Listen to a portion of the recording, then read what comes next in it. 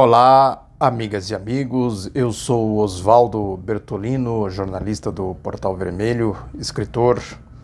Eu quero iniciar aqui com vocês uma série analisando um livro que nós publicamos pela editora Anita Garibaldi, pela Fundação Maurício Grabois. Eu fui organizador do livro junto com Adalberto Monteiro, que é uma coletânea de artigos que analisa os 100 anos da Revolução Russa de 1917. Deixa eu desativar aqui alguns sons aqui do computador.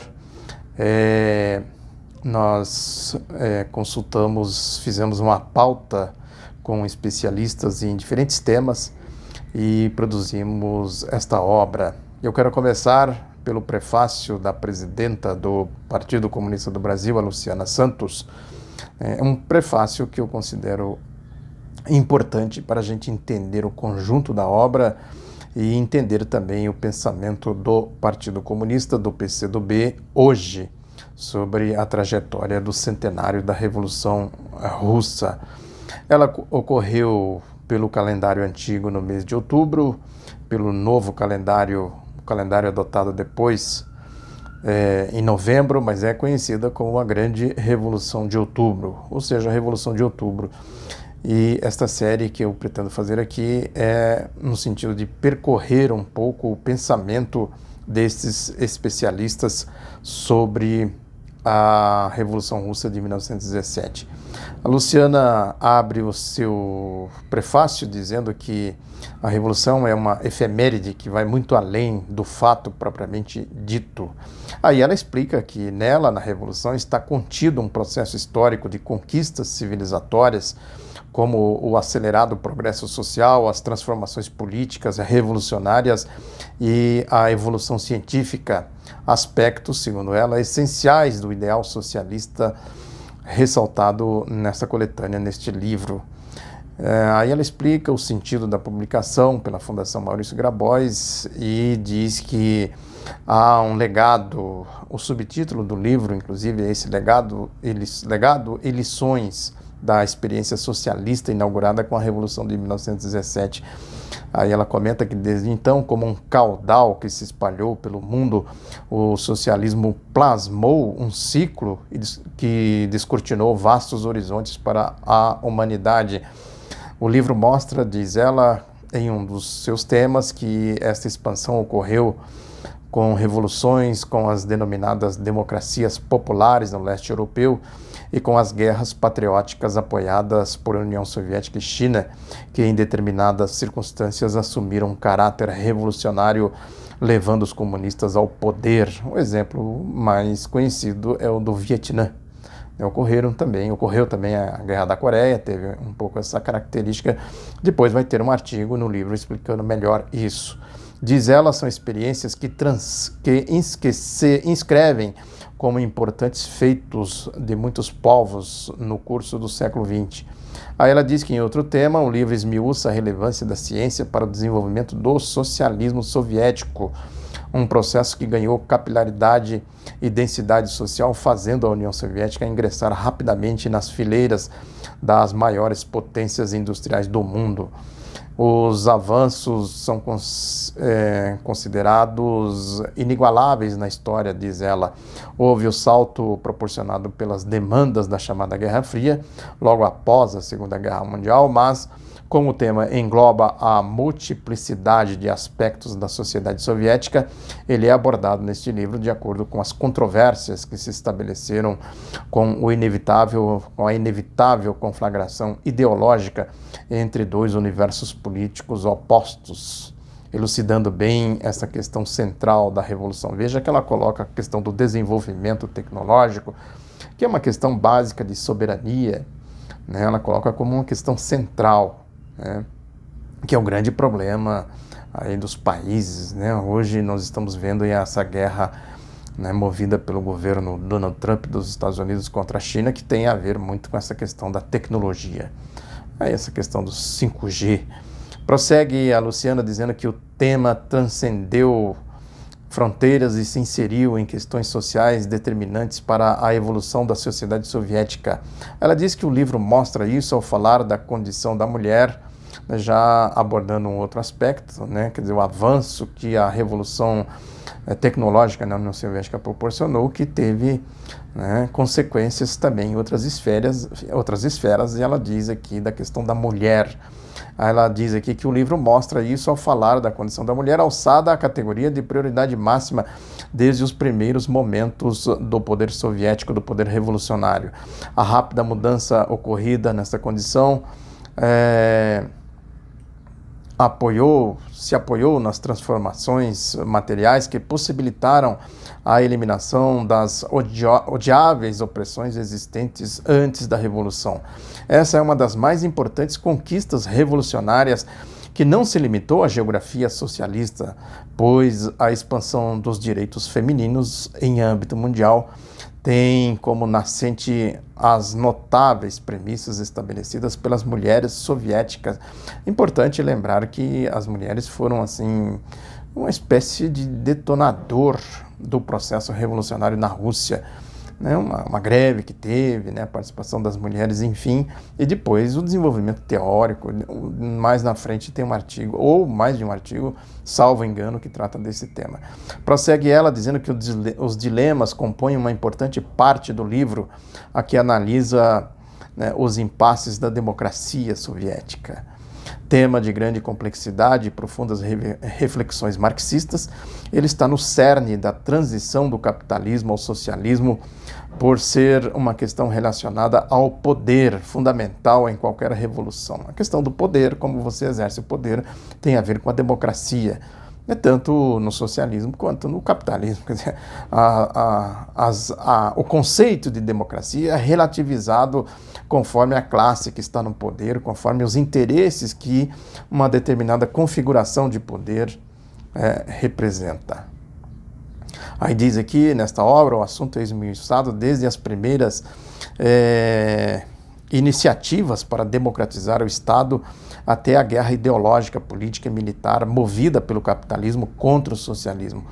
As condicionalidades temporais são novamente lembradas, inclusive em termos comparativos entre os dois sistemas, para situar os limites da democracia soviética em bases científicas. Quer dizer, esse é um assunto que não pode ser tratado vulgarmente como é tratado por interesses ideológicos, evidentemente, na mídia chamada mídia capitalista, né? A mídia dita ocidental, democrática, entre aspas, né?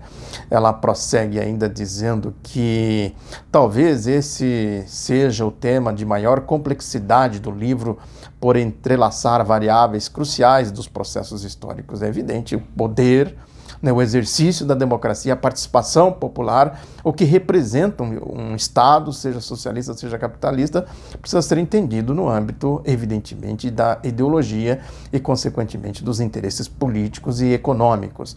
Aí diz ela, o poder político, como o ponto mais essencial da Revolução, representou possivelmente o mais desafiante dilema das experiências socialistas, exatamente porque ele abrange múltiplos aspectos da nova sociedade em desenvolvimento. Exato. O livro enfoca essa questão de diferentes ângulos e permite a conclusão de que esta é uma equação ainda inconclusa. Superar a defasagem teórica que criou uma lacuna em um extenso interregno do novo sistema ainda é tarefa apenas iniciada. É isso, né? A questão da democracia, do poder. E ela diz aqui, a transição do capitalismo para o socialismo representa desafios que não podem ser respondidos sem teorias que reportam a cada fase do seu desenvolvimento. Ou, numa definição sucinta, não é possível desenvolver o socialismo com estagnação teórica. Uma síntese interessantíssima que ela aborda aqui, né? Quer dizer, o desenvolvimento da democracia, né, do sistema do poder tem muito a ver com a teoria, e isso abarca um amplo leque de questões, né? A participação popular, né? O que interesses, é isso, repito, um determinado poder representa. Aí ela diz, mesmo com essas conhecidas e até graves limitações, é preciso considerar a influência da Revolução Russa na expansão da democratização em outros países. Não se pode negar que muitos direitos econômicos e sociais no capitalismo são ecos do socialismo. Olha aí, uma outra questão fundamental. Um deles, abordado nesse livro, é a questão racial. O combate ao racismo tem ligação direta com a Revolução Russa, tema presente em muitas formulações de Vladimir Ilyich Lenin. Foi também destaque em congressos da Internacional Comunista e influenciou muitas decisões em âmbito mundial. Ora, outra questão pouco abordada hoje em dia, nessa questão do racismo. O livro transita por outros temas chaves da estrutura do sistema socialista, como a cultura, as artes, o cinema, a economia, os direitos dos trabalhadores e o internacionalismo, aportando o leitor em um vasto conjunto de informações e análises que converge para a interação de fatores que possibilitaram os êxitos da Revolução, ressalvando, evidentemente, suas limitações e insuficiências. Da mesma forma, faz indicações cruciais para se entender a conjugação de contradições na objetividade e na subjetividade russa, fundamentais para o êxito do engenho revolucionário formulado pelo marxismo-leninismo. Outra formulação aqui que merece muita reflexão. A gente buscar na essência, na teoria, na dialética, da teoria marxista-leninista, a compreensão dos fenômenos em cada momento histórico. Aí ela diz: estudar aqui aquelas experiências de todo modo é sempre útil e indispensável, mas estudar não significa copiar. Esta verdade síntese nem sempre foi tida na devida conta, o que representou um erro que em muitos aspectos atrasou a teoria também em outros países socialistas e no movimento comunista em geral. O socialismo tem suas leis gerais, mas elas perdem vigor sem o enriquecimento com as especificidades de cada realidade concreta. Essas duas chaves, o marxismo-leninismo, ou seja, as suas leis gerais e as suas especificidades, é isso que ela quis dizer aqui, essas duas chaves do marxismo-leninismo se desdobram em variáveis como democracia e produtividade, o cerne da defasagem teórica que resultou na debacle soviética.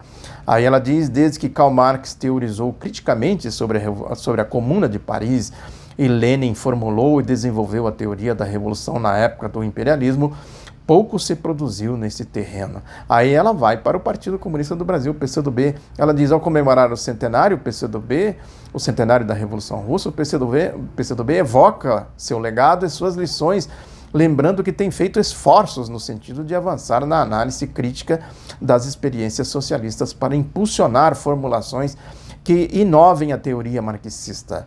Desde a realização do nosso 8º Congresso, diz ela, em 1992, temos avançado na compreensão dos novos desafios da luta pelo socialismo.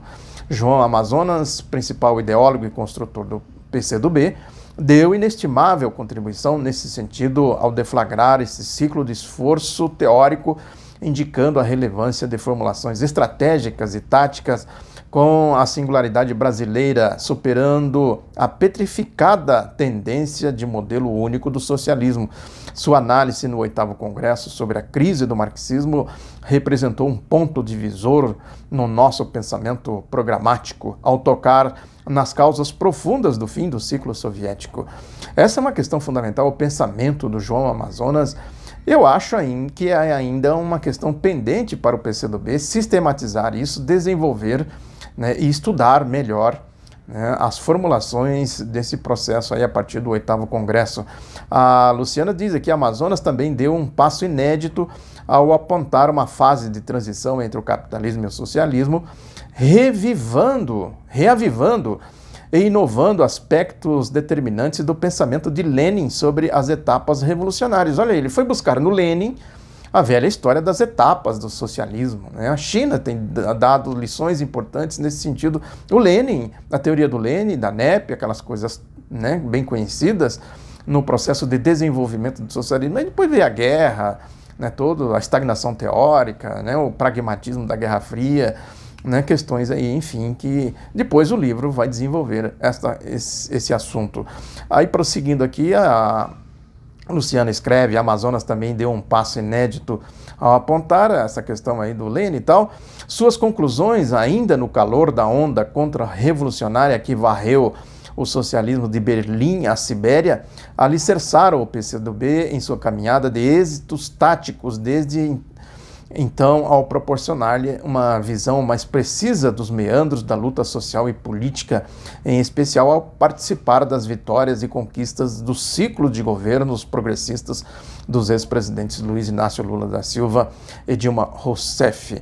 Ela falou também aqui da questão do Renato Rabelo, que o Renato Rabelo também desenvolveu o pensamento do João Amazonas. Por isso que eu disse, né, que ainda nós estamos apenas engatinhando nessa questão, no pensamento do João Amazonas e no esforço do Renato Rabelo, né, que foi o presidente do PCdoB, que sucedeu o João Amazonas e antecedeu a Luciana Santos.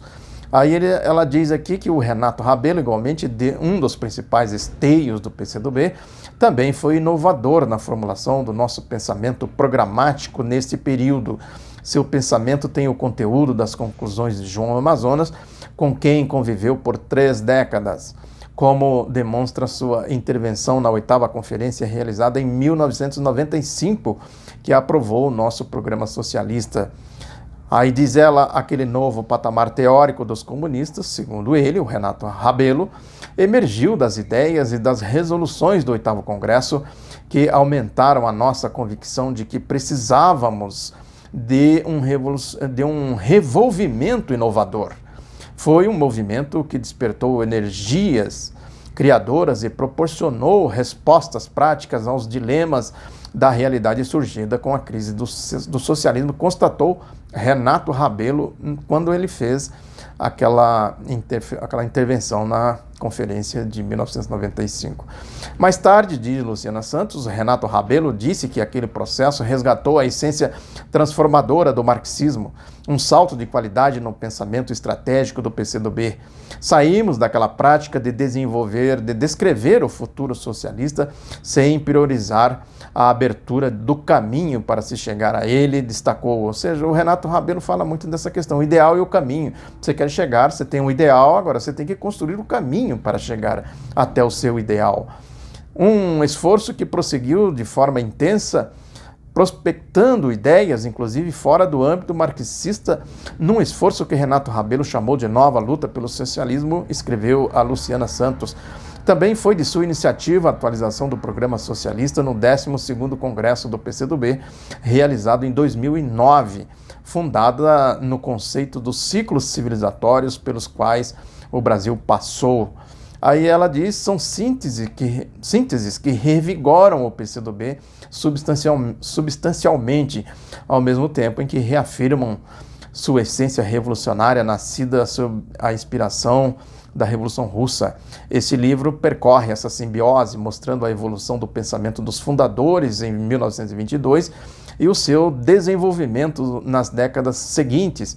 Como não poderia ser diferente, fomos influenciados por insuficiências e êxitos das experiências socialistas, o que proporciona um elevado saldo positivo das nossas atividades. Inclusive no aspecto teórico, na reconstrução de 1943, na Conferência da Mantiqueira e na reorganização de 1962, houve uma profícua produção teórica. Aí ela prossegue, reafirmando a essência do antológico artigo de João Amazonas, intitulado Viva o PCdoB, publicado no jornal A Classe Operária de fevereiro de 1987, digo que vencemos muitas vicissitudes e chegamos aos 95 anos de existência, agora já 97 anos, esse artigo tem 2 anos, porque, antes de tudo, tivemos uma correta orientação política no essencial, defendemos nossos princípios marxistas-leninistas. Ou por outra, a atuação dos comunistas é uma exigência histórica. A evolução do nosso pensamento programático, algo dialético e permanente, fonte para uma ação prática produtiva, no entanto, é a mais desafiadora tarefa, especialmente nesses tempos de rápida acumulação de contradições do capitalismo. O aprendizado com as experiências socialistas, contido nos seus êxitos e deficiências, constitui a pedra fundamental dessa tarefa. Aí ela conclui dizendo: este livro, um contraponto às deturpações que certamente serão fartas na mídia dos detratores do socialismo, tem o propósito de contribuir para isso. Ela encerra o seu prefácio. Muito interessante os seus argumentos, e no próximo vídeo eu já entro abordando aqui o primeiro assunto do livro. Muito obrigado pela atenção, divulgue este canal, se inscreva, dê o like, faça comentário, aquela questão que eu sempre digo, peço para a gente fazer as interações para propagar este canal Notícias do PCdoB. Um abraço e até a próxima.